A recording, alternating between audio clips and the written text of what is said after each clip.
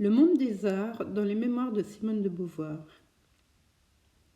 Sartre et Beauvoir ont côtoyé tout au long de leur vie les artistes les plus importants, les plus représentatifs du XXe siècle, dans tous les domaines.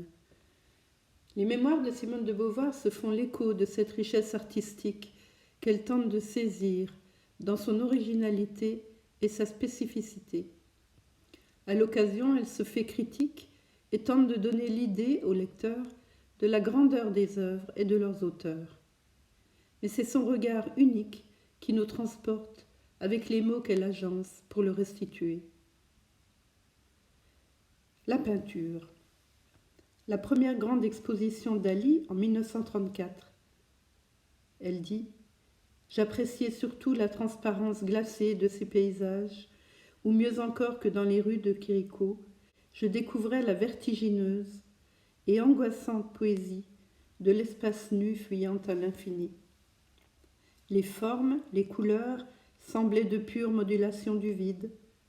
C'est quand il peignait les détails d'une abrupte côte d'Espagne, telle que je l'avais vue de mes yeux, qu'il me transportait au plus loin de la réalité, me révélant les inaccessibles dessous de toute notre expérience, l'absence. Picasso, rencontré lors de la lecture de sa pièce « Le désir attrapé par la queue » chez les Léris en 1941, devient un ami du couple Sartre-Beauvoir. Il nous reçut plusieurs fois dans son atelier, dit-elle. Il peignait à l'époque le chevet de Notre-Dame, un bougeoir, un bouquet de cerises, et on saisissait clairement, à travers les diverses versions, les jeux de son invention, ses progrès, ses poses, ses caprices. La sculpture. Elle a beaucoup d'amitié et d'admiration pour Giacometti, dont elle fait d'abord le portrait physique, puis elle livre quelques anecdotes sur sa manière étrange de travailler, avant d'évoquer sa personnalité hors du commun. Elle s'interroge ensuite sur son projet artistique et définit sa recherche. Je cite « Il essayait de résorber la matière jusqu'aux extrêmes limites du possible. Ainsi en était-il arrivé à modeler ces têtes presque sans volume, où s'inscrivait, pensait-il, l'unité de la figure humaine, telle qu'elle se donne à un regard vivant. » Fin de citation. À travers Giacometti, elle montre que l'artiste est celui qui remet en question les réflexions des artistes de son époque. Elle l'oppose à Mondrian et Duchamp, qui posent, selon elle, de faux problèmes. Son vrai souci, écrit-elle, était de se défendre contre l'infinie et terrifiante vacuité de l'espace. Elle conclut sur la fascination qu'il exerçait sur elle. Je ne me lassais jamais de l'entendre. Pour une fois, la nature n'avait pas triché. Ce que promettait son visage, Giacometti le tenait. À le regarder de près, d'ailleurs, il sautait aux yeux que ses traits n'étaient pas ceux d'un homme ordinaire. On ne pouvait pas prédire si oui ou non il tordrait le cou à la sculpture, citation, ou s'il échouerait à maîtriser l'espace. Mais sa tentative même était déjà plus passionnante que la plupart des réussites. Les surréalistes. L'exposition surréaliste de janvier 1938 est décrite par le menu. On y retrouve les noms des plus célèbres artistes et de leurs créations du moment. Dali, Man Ray, Max Ernst, Dominguez, Maurice Henry, Masson, Duchamp. Le cinéma. Dans les mémoires d'une jeune fille rangée, réalisant une chronique du cinéma d'avant-guerre, Simone de Beauvoir évoque pêle-mêle les films qu'elle a vus, les metteurs en scène de l'époque. Man Ray, L'Étoile de mer, Brigitte Helm, Douglas Fairbanks, Buster Keaton, Al Johnson, le chanteur de jazz, Buñuel et Dali, Le chien andalou, Tempête sur l'Asie, La symphonie nuptiale, Jeune fille en uniforme, Les lumières de la ville. Elle se fait le témoin du début du cinéma sonore et parlant, auquel ni elle ni Sartre ne croient qu'il ait de l'avenir. Broadway Mélodie, Le spectre vert, Le fou chantant, Le million, Alléluia, L'ange bleu. Elle fait revivre les acteurs et actrices les plus mythiques de cette époque.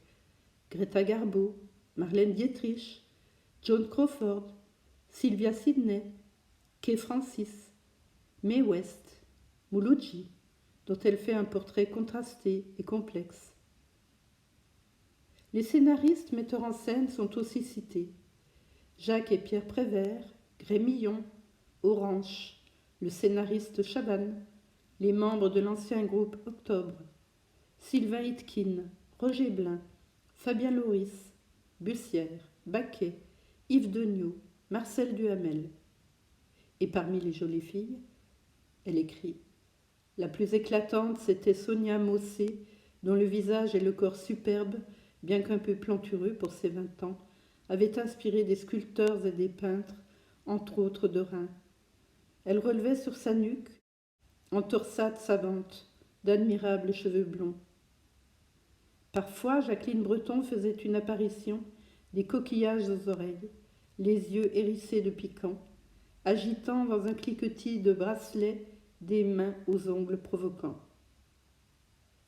Même inventaire dans La force de l'âge, où elle évoque le burlesque de Buster Keaton et le nonsense des Marx Brothers.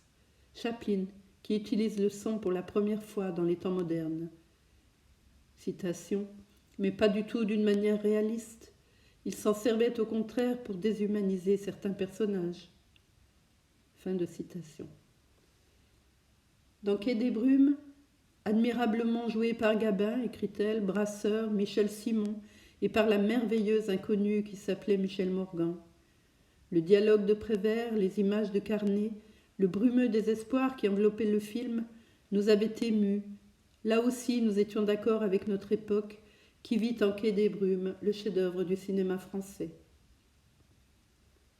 En 1943, de nouveaux metteurs en scène apparaissent. Delannoy, Poncaral et l'enfer du jeu, Becker, Goupil Main Rouge, Clouzot, l'assassin habite au 21, Daquin, le voyageur de la Toussaint, avec Simone Signoret, L'Herbier, la nuit fantastique, Decoing, les inconnus dans la maison avec Rému et Mouloudji, Carnet, les visiteurs du soir sur un scénario de Prévert, de belles images, écrit-elle, et un excès de littérature, Grémillon, lumière d'été, scénario de Prévert. Le Corbeau de Clouzot, malgré le talent de son auteur, suscite la polémique. Les résistants l'accusent de donner une mauvaise image de la France à l'extérieur. Les partisans du film soulignent la dénonciation des lettres anonymes. Le théâtre. Les mémoires se font aussi l'écho des théâtres, des auteurs, des pièces, des acteurs et actrices. C'est le théâtre du Cartel, Claudel, le soulier de satin, l'inauguration du théâtre Montparnasse avec l'opéra de Katsu de Brecht en 1930, Marguerite Jamois dans Les Caprices de Marianne, Madeleine Oseret dans Molière, Jouvet. À l'atelier, le faiseur mis en scène et joué par Camille, Simone Jolivet. Dulin, Sokolov. Un long portrait de Camille parcourt ses mémoires. Maîtresse de Sartre avant d'être mariée à Dulin, elle suscite la jalousie de l'auteur qui analyse longuement ses sentiments. Puis elle s'attarde sur Dulin et sa conception de la mise en scène. Opposé à Gaston Batti, il est contre le réalisme et essaie d'accorder sa mise en scène à l'art singulier de chaque auteur. Citation. Elle est fascinée par la personnalité complexe de celui qui met en scène Les Mouches de Sartre en 1943, avec la collaboration du sculpteur Adam. Géant placide et très sympathique, écrit-elle, qui réalisa des décors, des masques, des statues d'un style agressif. C'est encore elle qui s'exprime. Camus assiste à la Générale. Les critiques démontent la pièce, dont ils feignent de ne pas percevoir le sens politique, et dénigrent les décors, la mise en scène, les costumes. Barrault succède à Dulin à l'atelier. Elle critique son utilisation du mime comme moyen d'expression théâtrale, tout en reconnaissant qu'il représente un espoir pour le renouveau du théâtre après l'essoufflement du Cartel. En 1943, il présente Le soulier de satin de Claudel, qui dure plus de 4 heures, et où Maribel tient le rôle de Donia Prouez, lui-même celui de Rodrigue. Cocteau met en scène en 1940 Les Monstres sacrés, dont elle trouve le sujet proche de celui de L'Invité, son roman. Elle écrit « Il s'agissait aussi d'un couple uni par un long passé d'entente, par une entreprise commune, et que met en danger soudain la tentation de la jeunesse. » En 1943, c'est Britannicus avec Jean Marais et Reggiani dans le rôle de Néron au Bouffe parisien. Villard, en 1943, met en scène au théâtre de Poche la pièce de Strindberg, Orage, dans laquelle il joue. Gérard Philipe fait une apparition très remarquée dans Sodome et Gomorrhe de Giraudoux, monté en 1943. Ainsi se succèdent de manière concrète, par des portraits et des références précises, les grands passeurs du théâtre français dans la première moitié du XXe siècle. Le music-hall. Le music-hall a sa place dans un tableau d'époque. On y côtoie donc Joséphine Baker au Casino de Paris, Georgius et Marie Dubas à Bobino, Maurice Chevalier au Casino de Paris,